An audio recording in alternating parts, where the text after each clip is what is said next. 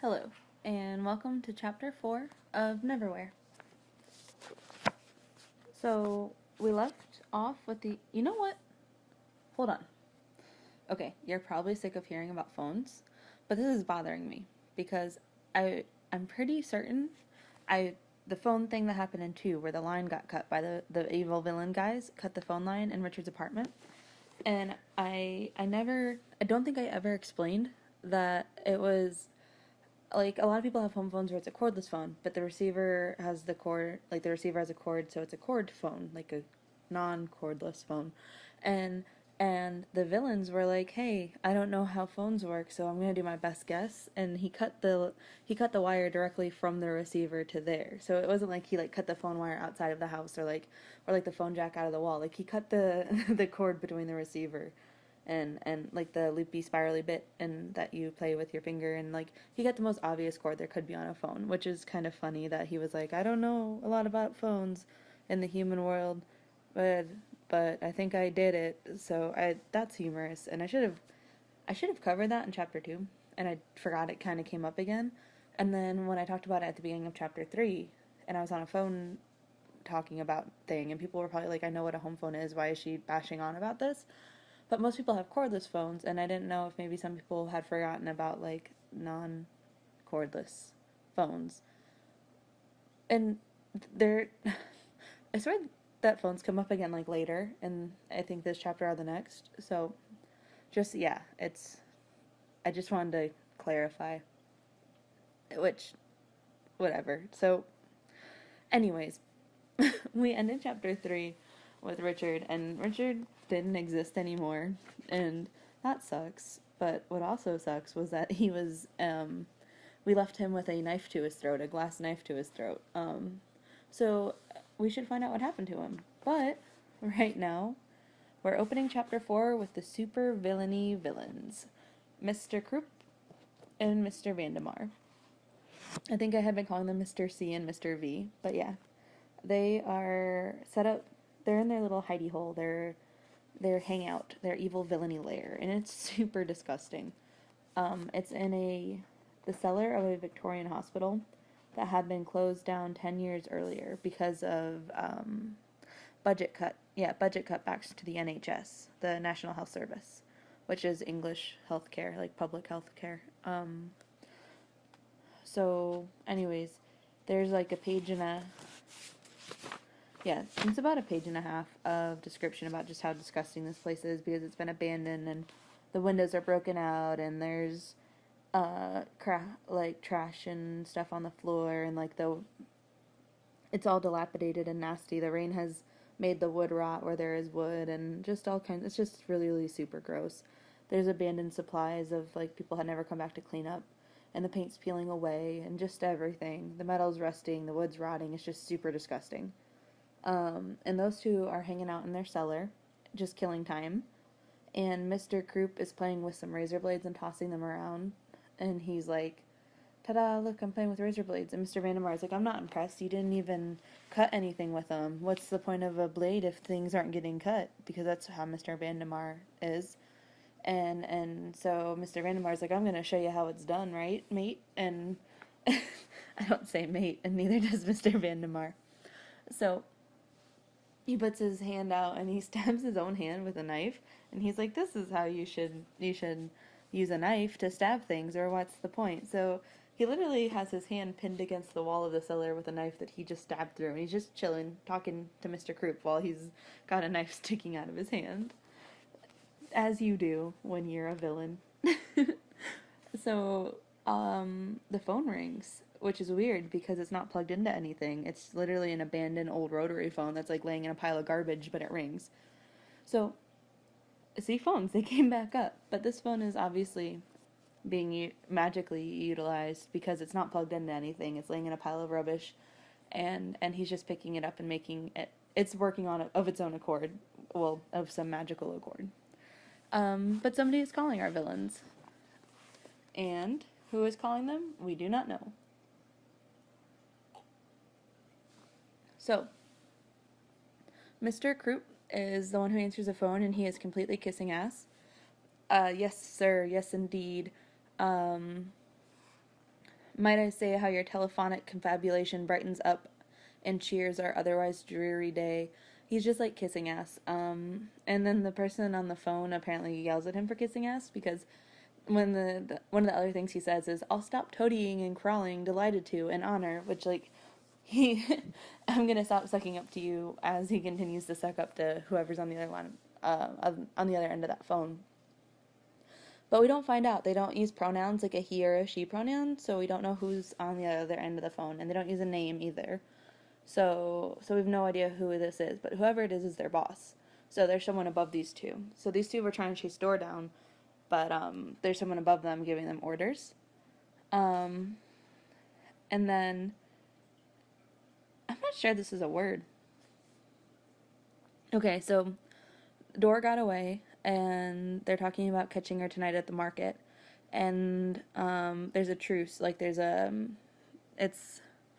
it's like Vase Dorthrak. Like you don't spill blood there, except like Vase Dorthrak has like that weird loophole where you can choke people. But it's like a completely non-violent, like you can't hurt people truce for the market. So you can't like go to war or fight or kill or kidnap or whatever at the market. So he says, waiting till she has left the market and scrobbling her. And that's, I don't think scrobbling's a word. Is it?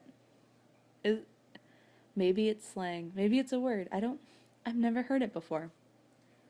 I mean, like I've heard it in here because I've read this, but I guess I never looked it up. I don't know. Okay, anyways. So they're talking about going back after her and such, and the person is losing patience with them, and at the end of the phone call, Mr. V is like, "Who was that?" And Mr. C is like, "Our employer." So again, we don't get a name or a pronoun or anything, so it's just whoever's in charge of them. And then there's some back and forth about how, yeah, we're gonna track her down at the market and such, and Mr. Vandemar says, pulls the knife out of his hand, and he spits on it, on his hand, and exactly where the hole, like he has a hole all the way through his hand, and he spits on it, and the flesh just knits itself back together. So clearly, in case you were still not sure, they're most certainly not human, or at least not entirely. And then we have a scene jump. So we don't get to know what happens to Richard just yet. We scene jump, and oh, yes, we do. Okay, we do get to know what happens to Richard, the Lord Rat Speaker. So that's the guy that is holding the glass knife to Richard's neck, and he says, "I'm gonna slit you from gullet to gizzard." Well, I mean, yeah, that makes sense because like gullet to gizzard, so that'd be like neck to stomach. Yeah, because gullet would be like your esophagus, so neck to stomach. But and tell fortunes with your guts. But to be fair, like this is probably doesn't actually matter that much. They just like wanted two G sounding words.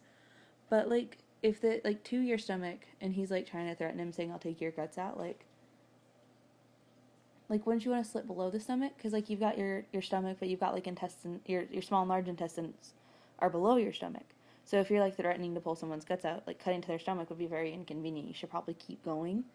Like, I don't know. I guess if you wanted another G word, it could be like gullet to groin, which I know, ow, that's gross and that sounds painful and like nobody wants to picture that. I'm just saying like, for the image he's creating and the threat he's trying to make, it would make more sense to slit further.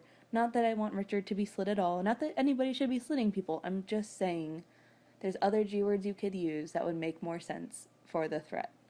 Not that it matters. You know what? That's so gross. Jesus. Maybe I should take that bit out. I don't know. I'm just saying. Whatever. Richard's in danger. He's got this crazy guy holding a knife to his throat. There's people all around him. And Richard's like babbling away, trying like, let's rethink this. I think there's a mistake. And he's just kind of babbling on and on. And then all of a sudden, everyone in the room starts kneeling down and bowing. Like down on your knees, head to the floor, hardcore bowing. And including eventually, as whatever is making these people bow gets closer, even the guy that was threatening him bows too. And Richard's like, oh shit, what in the hell has made such a hardcore change of heart? Because they were about to murder me. And it was a rat. little rat, which, you know, happens. And Richard is convinced the rat winked at him. So Richard is like, I guess I should get down because everybody else is. Um, uh, a girl tugs at him. So a thin girl tugs at Richard's elbow, which makes him, he doesn't quite get down low as everyone else, but he does go down to one knee. And then the little rat is chitter chattering away and squeaking and talking, you know, as we learned from the other chapter that because Dora was talking to the pigeon and the rat, so this rat is talking. And Richard is like, can anybody tell me? Like, he starts to interrupt, and he gets shushed. They, like, shush him because he's interrupting the rat, and they don't want him to, because this is very important, whatever the rat is saying. And eventually the rat speaker, Lord Rat Speaker, translates, which, you know, explains why his name is Rat Speaker. And he holds up the little rat and says, this guy is Master Longtail of the Clan Grey, which makes you wonder, with as many rats as there are, I mean, are all their names quite so on the nose? Like, how many, like, Pink Nose, Long Tail, Small Claw, like, how many, like, physical trait names would you really be able to have when there's so many rats you would run out when it, like, do you think there's a Master Bob of the Clan Grey? Like, is there a Master Benjamin of the Clan Grey, or are all the names like that? I wonder. I don't know. But anyways, the rat is like, oh, I know this guy. This guy's friends with Dor. And so this is the rat that Richard had thrown the remote at in the previous chapter. So talk about impeccable timing. And so the rat knowing him is a big deal, and the rat says, no, this guy needs to get back to Dor. It's important. So the rat saves his life, because these rat people are straight up going to murder him. And just because of what this rat intervening, they decide to give him somebody to guide his way out of there and send him on his way. So just like that, he was about to be murdered, and instead now he's going to have a guide take him and show him where the market is. And the thin girl that had been going through his bag eating his fruit, is going to be his guide. And her name, so I'm not quite sure on her name. It said something that sounded a lot like anesthesia, and I swear it's anesthesia because it's Esthesia, Anesthesia. So anesthesia, which makes me think, like, okay, if it sounded like anesthesia, maybe it was Anastasia. But, like, wouldn't he know her name was Anastasia? Because, like, that's not a weird name. Like, he would have caught it and been like, oh, that's a normal name for a girl to have. So it makes me wonder, like, and the way they spell it in the book is Anastasia. So, like, I've always called her that, but it's weird to read it out loud now. And and for someone to be like, hey, I saw the show, and this is what her name really is, stupid. Which there is a show. There's only, like, I think it's less than 10 episodes, but I did look it up. There is a show, there's less than 10 episodes, and I do need to watch that. I feel like I should have before I did this. Maybe I will at the end or something, but for now, she's Anastasia, because that's what I've always called her. That's how it's spelled, until further notice. And Richard is, oh, I hate this little part at the end, because Richard is really hungry, and the girl goes, do you like cat? And he's like, yeah, I quite like cats. They're, like, cats are great. I'm definitely a cat person, not a dog person. And the girl looks really happy, and she's like, do you want, yeah, she looks all happy and relieved, because she had been eating the fruit out of his bag, and I guess she felt kind of guilty. And she looks relieved and says, thigh or breast? And then, so poor Richard was like, thinking that, you know, do you like cats? He didn't really think that was a question about eating cats. But we don't know if he said yes or no to her offer, because the scene fades out. And we get to see Dor again. And okay, I was calling him the Marquis, but I think it is Marcus. I I had somebody say marquee is like a tent, and Marcus just sounds weird. So I think he's gonna have to go by Carabas, because that's his name is Marcus de Carabas. So I think he's gonna have to be Carabas, because I don't like saying Marcus apparently. Anyways, Dor and Carabas, they're walking along together, down some alleys and such. They're traveling along the way that you do, and they stop at a random little alleyway, which a lot of important places into the underworld people are kind of nowhere places to the upworld Londoners. Like what should be a random alley or an abandoned building is somewhere of incredible importance when you've got these secret magical knowledge that they've got. So they stop outside. They're in this alleyway. Stopped outside a boarded up door, covered in stained posters and middle of nowhere, really, as middle of nowhere as somewhere in London can be. And he's like, "Come on, well, let's get on with it." And she stalls a bit, saying, "I don't want to. I'm not sure this is the right thing." And he is basically like, "Okay, fine, bye." And she's like, "Whoa, wait, are you kidding me? You'd abandon me." And he's like, "Look, this is a business relationship. If you're not going through with this, then I'll be on my way, you be on your way. Either we're together or we're not for work." And she's kind of affronted, like, "Oh my gosh, really? You're just gonna walk out?" And he's like, "Yeah, no, this is business, darling. Like, we're not friends. We're working together or we're not." And so she grabs his hand, and she puts her left hand on the door, the boarded up door in front of her, with, and her right hand grabs his hand, and it describes it as something whispered and shivered and changed, and the door collapsed into darkness. So then we switch to italics, and the italics is a memory. The memory of only a few days ago. Dor moving through the house without doors. And so she's wandering through her home, the house without doors, and calling out, "Hello, I'm home. Hello, where are you?" Like, she's wandering through the house shouting for people. And she's just going from room to room. It describes her going through a bunch of different rooms in the house, shouting, home and hello and such. And she gets to the room that has a swimming pool in it. And she thinks about her father adding the swimming pool to their house, because over the years her dad has added rooms to the house, and before him her grandfather had added rooms to the house, because they use some sort of magic to weave rooms. Like, they'll pick random rooms from random places around the world, and they weave them into the fabric of being that is their house. So their house is like a magical smorgasbord. It's this big labyrinth of just different places they've picked and pulled throughout time and space.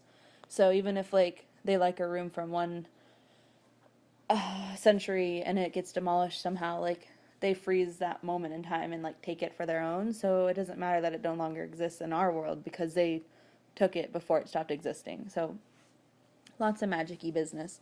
So she's reflecting on this, wandering around, calling for her family. She gets to the pool room, and she looks down into the water, and there was someone floating in the water, trailing clouds of blood, one from the throat and one from the groin. It was her brother Arch. She realized her mouth was open. She could hear herself screaming. And that ends our italic memory backflash thing.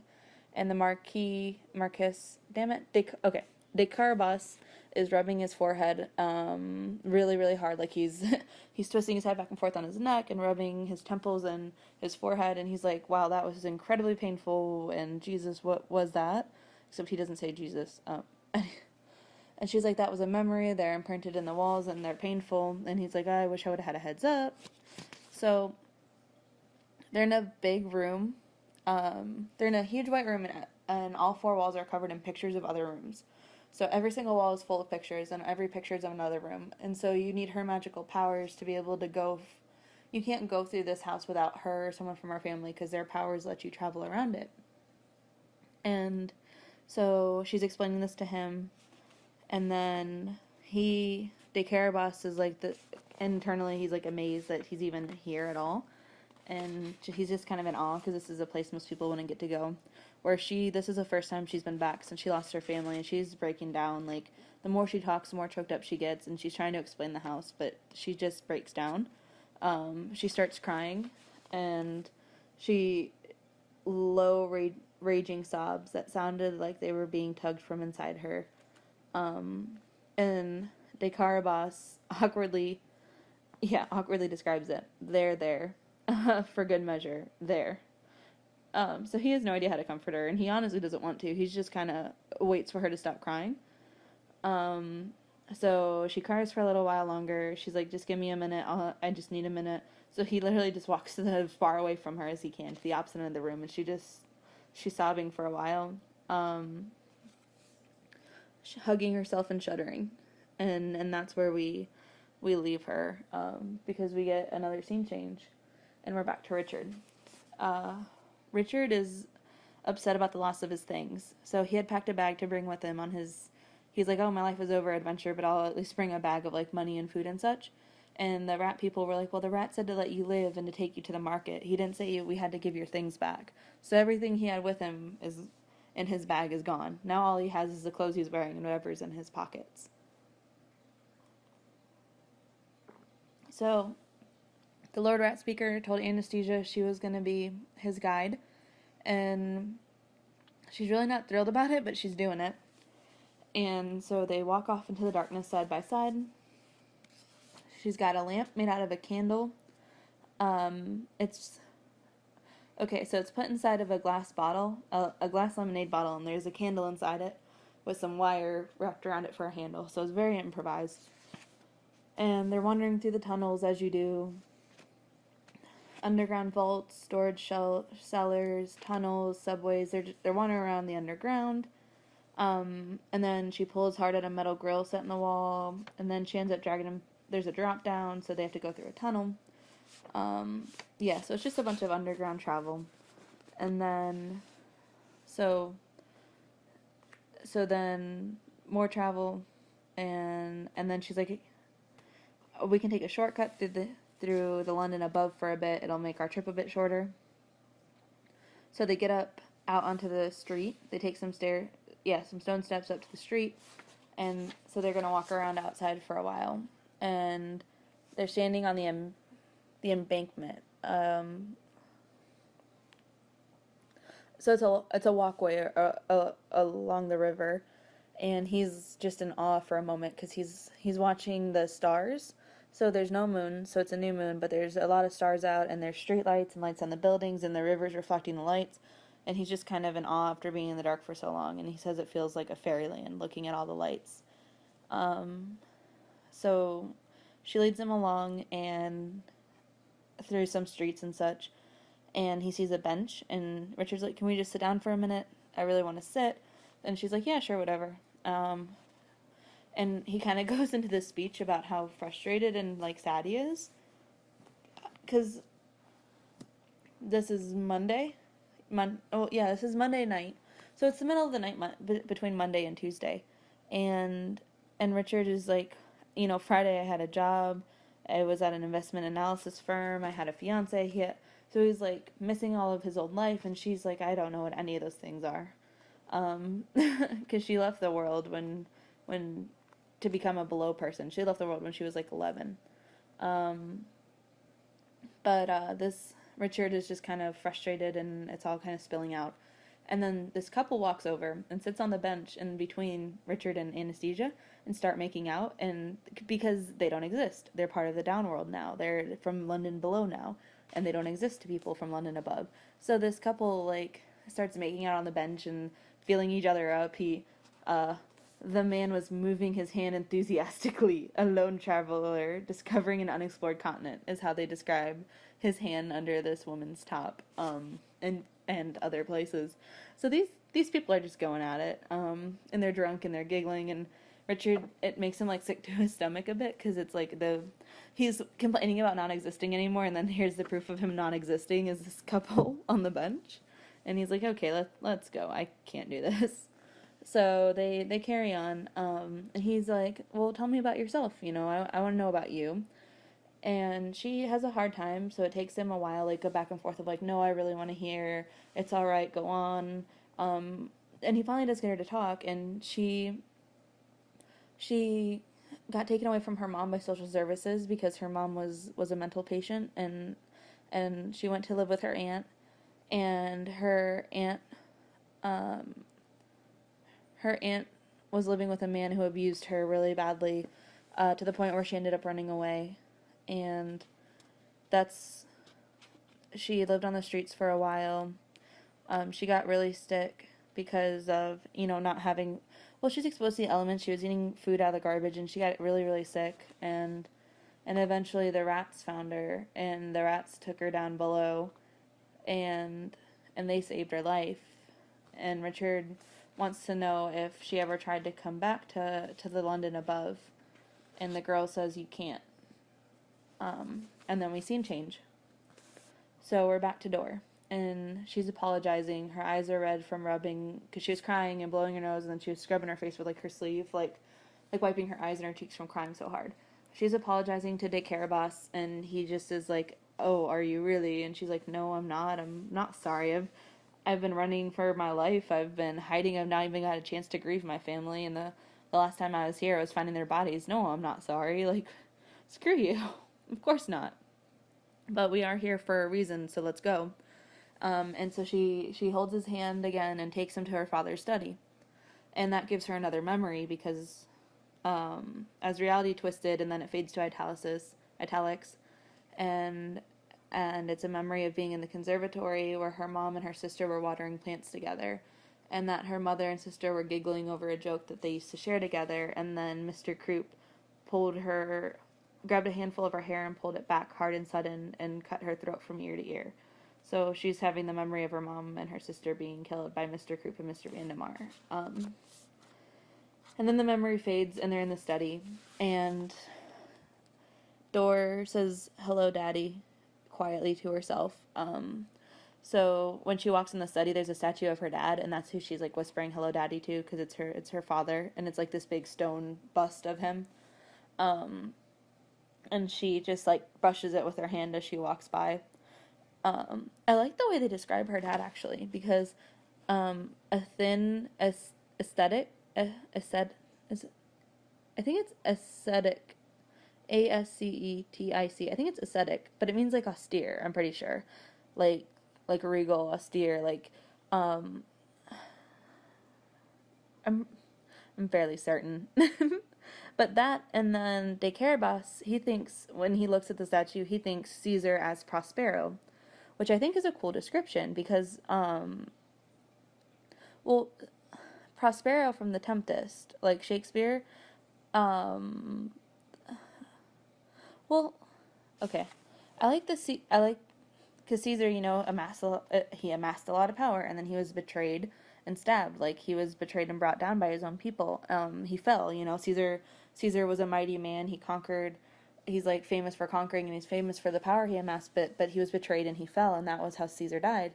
Where Prospero and Shakespeare, in The Tempest, he is betrayed by his brother, but that's before the play even starts. Like, when The Tempest starts, Prospero was a duke. I'm pretty sure he was a duke. He was, like, a high nobleman, and his brother had betrayed him and stolen his power and such. So Prospero is exiled. So at the beginning of the play, Prospero's already been brought down low. He's been betrayed, and he was a powerful man already betrayed. But Prospero takes his revenge via magic. So he's, like, a very powerful sorcerer, magician. Like, Prospero has all these magical powers, and that's how he gets his revenge. So by the end of the play, Prospero gets his revenge and gets his power back, which is interesting, because Caesar died. Caesar ended up dead for the power he gained, where Prospero ends up getting his revenge. So I don't know if, like, Caesar as Prospero, if they're saying, like, the fusion of the character, because magic and Dor's family's magic. Because, I mean, obviously her father's already dead, so he's more Caesar than Prospero. I don't know, maybe, is that a common saying that I'm stupid and, like, this means something else? Like, maybe they're like, no, people say Caesar as Prospero and it has its own meaning. Like, maybe maybe not, maybe I'm wrong. I don't know. I just like that description. I think it's really cool because it, two really iconic characters, and it kind of builds you up as to know just how important and powerful this man was. And I think that's really not. I enjoy that line. I should Google that. I should Google these things before I start doing this. Somebody's gonna be like, yeah, no, stupid. That's something we say all the time. How do you not know that's a thing? Whatever. I like it. This is sad. This is a hard read. This chapter is sad in general. I mean, she's a girl. She's revisiting where her family died. She's alone. She does. So they're looking around his study for his journal. They're pulling his study apart, and she's mad because he's like, we need to get to the bottom of who killed your family. That's why we're looking for clues. And she's like, I know who killed them, Krupp and Vandemar. And he's like, no, somebody's directing them, which we know because us, the reader, we heard their phone call they had earlier. But he's right. There is someone else to find behind all this, and they search around the study more, and eventually they do find his journal, but it's not like a pen and paper journal. It's this magical steampunk thing. It is a sphere of brass and polished wood and polished copper and glass lenses. So yeah, it's like a steampunk wet dream is what this is. And she's like, oh, how did I not find this sooner? I swear I looked before. But he's like, no, you're upset and whatever. We found it. So then we get a scene change to Anastasia and Richard, and they're traveling through London above for as long as they can, but they have to go back down to London below.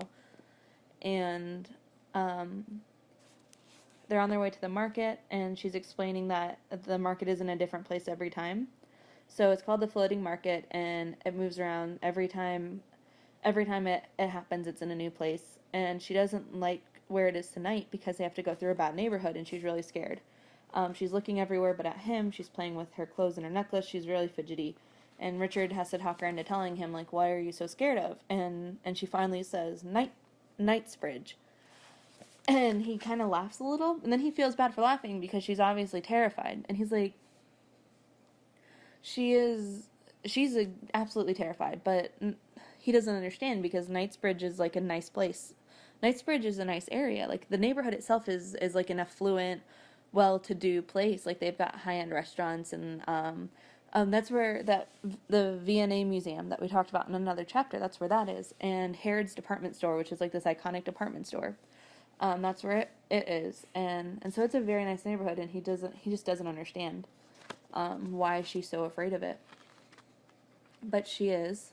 So then we get a scene change. And this is somebody we don't know yet. This is a new character. And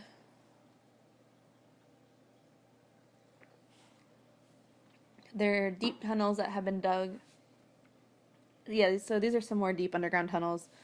They're gross, and dank and icky, so set yourself up for another villain lair. There's weapons hung on the wall, and there's this long list of different kinds of them. Hooks, shivs, crossbows, arbalists, magnals, trebuchets, cudgels, glaives, knob carries. I'm pretty sure glaives is a type of polearm. I think it's like a blade on the end of a long staff stick thing. I think knob carries are cubs. I think it's a type of club. I said cubs. Club. I think a knob carry is a type of club. I don't know if it's much different from a cudgel. I don't know. I don't know enough about weapons. There's a lot of weapons. Just every kind of weapons. The walls are covered in weapons. And the guy who lives down here, his name is Varney.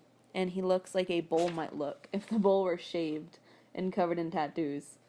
So he's gross. He sleeps on rags. And he gets a visit from our villains. Mr. Krupp and Mr. Vandemar show up. And they threaten him. They're like, look, Dora is looking for a bodyguard. You are famous for being a muscle for hire. You're going to get hired by her. And then you protect her from everyone but us because we're going to come steal her away. And he's like, oh, are you bribing me? And they're like, no, we're threatening you. And as they beat the crap out of him. So that's their visit. So they're rigging they know she's looking for a bodyguard at the market tonight. They're rigging it so this guy will win, and then they are going to steal her away. And so then scene change. And we're back to Dor and Carabas. And they're using the journal. And again, back to this like steampunk craziness, because it's like a widescreen TV, but not, because it's brass and glass and copper and mirrors and inlaid ivory and quartz prisms and brass gears and springs and cogs. I want to know if this is in the show. I would like to see this. This is crazy. It is. It's like hardcore steampunk though.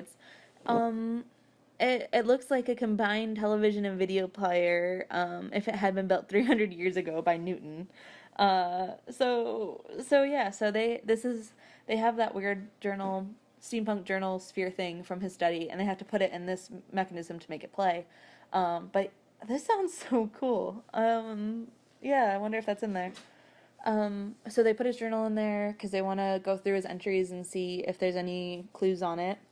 And they get to the part where he was murdered. He was trying to make one last journal entry before he was murdered, and that makes Dora break down again because she's watching her father die.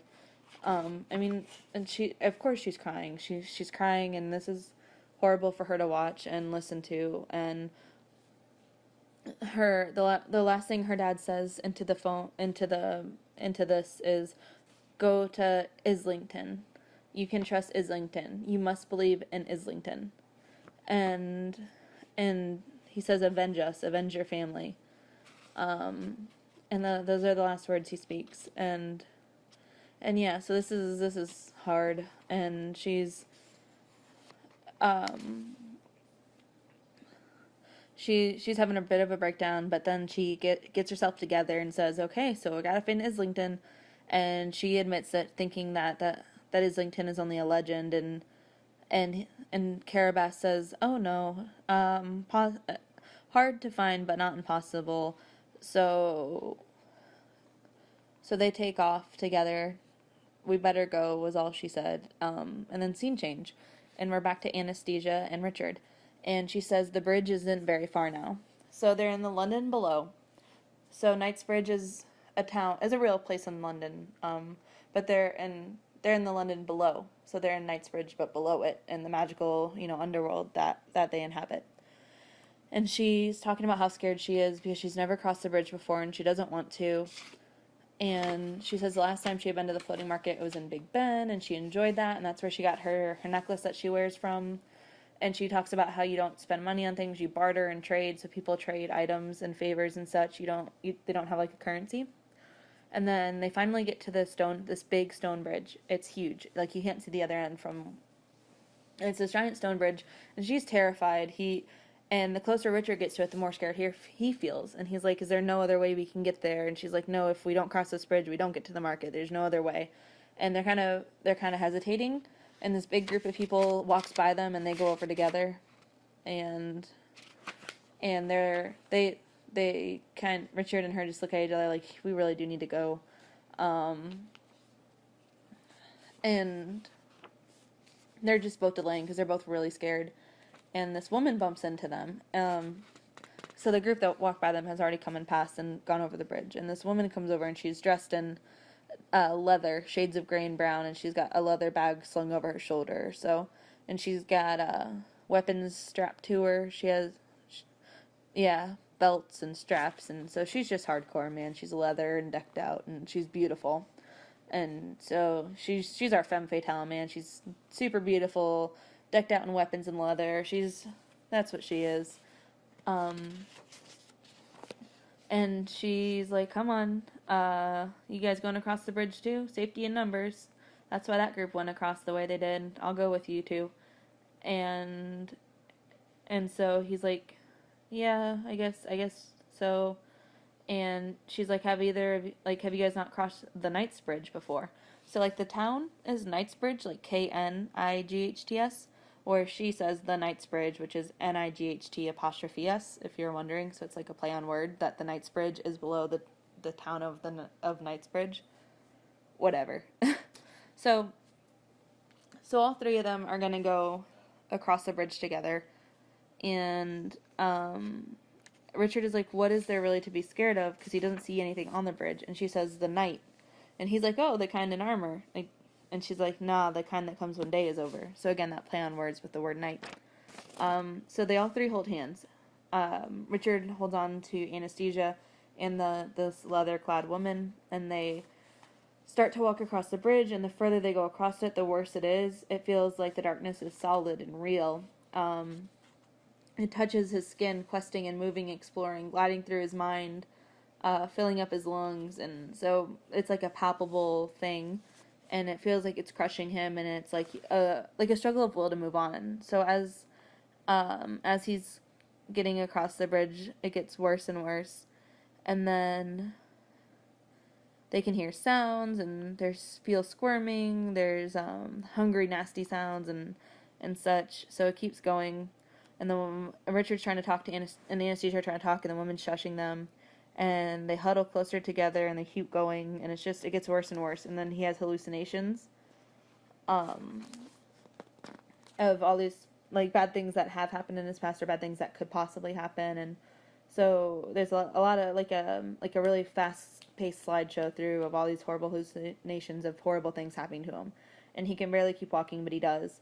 And finally, they make it to the end of the bridge, and so it's this long, gruesome ordeal, and the woman says we made it across, and Richard holds up the single candle that they've been carrying in that glass bottle, gasping and gulping down air. And his heart had been pounding, and it finally settles down, and he like comes back to his senses, like his breathing, slowing down his breathing again, and looking around, and he says, Anastasia, where's Anastasia? Like, he had been holding her hand the whole time, and now all of a sudden she's gone. And he's looking around, and he's holding the candle up, and he turns back around like he's gonna try to go back over the bridge to try to find her, and the woman stops him. And she's like, no, she's gone. And he's like, well, let's get her. We've got to do something. Let's find her. And the woman's like, no, she's gone. The bridge takes its toll. Be glad it didn't take you too. She's dead. And Richard is like just dumbstruck and numb. He's not known this girl very long. I mean, they've only known each other for a couple hours of journeying together.